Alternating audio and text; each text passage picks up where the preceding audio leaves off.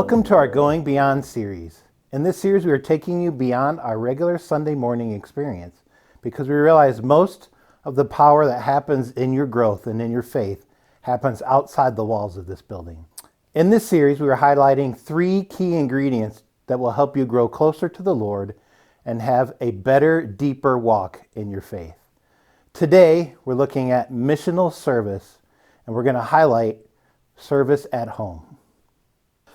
Last week, we introduced you to the concept of missional service.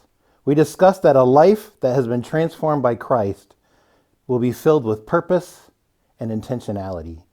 This purpose is exactly what missional service is about. Last week, we discussed serving away and what that means and what that looks like. Well, today we're going to look at the other side of that missional service coin, and that is serving at home.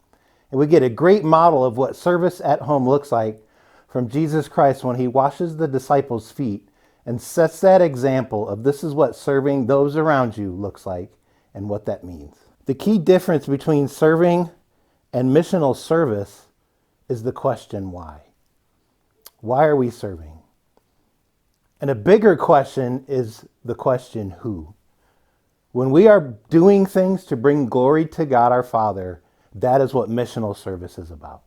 And whether we're home or away, if we're doing it in a way that brings glory to Him, then we're serving in a missional way. When our routines become aligned with the purpose of God, that's when the magic happens.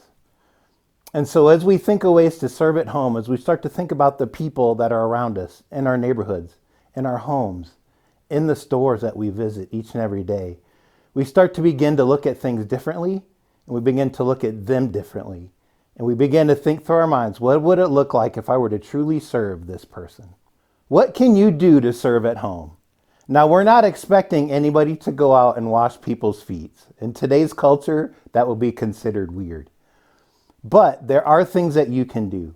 And so your challenge this week is to come up with somebody that's been put on your heart. It could be a neighbor, it could be a distant relative, it could be somebody at church that you see every Sunday you just have never talked to. When that person comes to mind, then think about what is a way that I can serve this person this week. Maybe I can invite my neighbor over for dinner. Maybe that person at church that I see on Sunday morning, I can invite to coffee after the service and get to know them better. Maybe there's a need or something that I've heard of from people at the church. And I know in my heart, and I know because the Lord's telling me that I can meet that need.